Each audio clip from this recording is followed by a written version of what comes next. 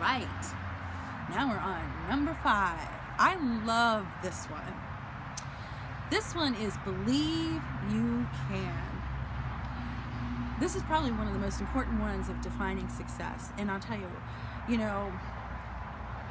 I moved here, I was 52 years old when I moved to Georgia. I packed up my car, I got 2 carloads of stuff down here and started a business from scratch over the age of 50. And yes, there's been things that happened, struggles and so on that happened before, but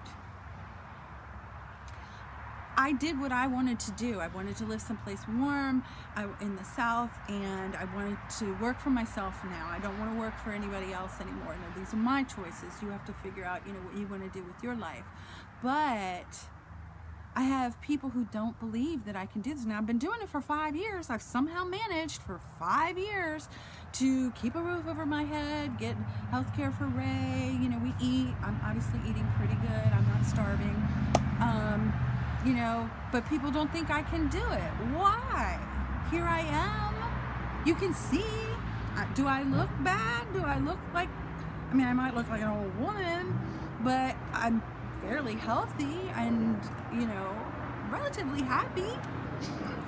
So believe that you can. When we were talking about setting goals, and we talked about some things that I want to do with my eBay store, and in my first video, I told a story about a lady who kind of implied that I had failed.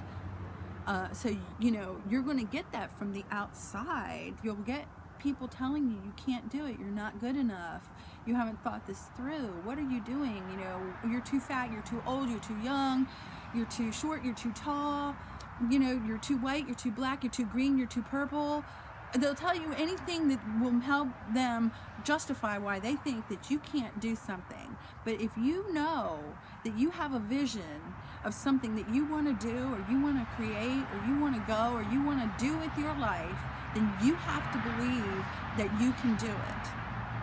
And it has to come from in here, from you, more than anywhere else, because sometimes the world outside, not even people, but when I had this problem with my car, I could have thrown the towel in. I would be up a creek, let me tell you, if I'd have done that.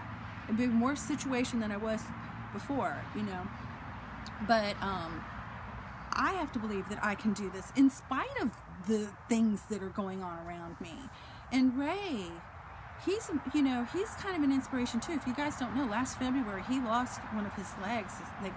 He had an amputation below the knee, and yet that man is up walking around and doing things. And a couple months ago we had a line, it was a bad storm here, and a power line went down, and we had no electricity in the house and didn't know how long it was going to be before they would do the repair. And so he walked with me down the street where there's a little bar restaurant place. We went down there to get some lunch on an artificial leg. He walked with me and walked back, and so that was a half a mile that he walked on a peg leg because he believed he can. I asked him about that one time, and he said he just didn't want anybody feeling sorry for him, so he picked himself up by the bootstraps and started walking.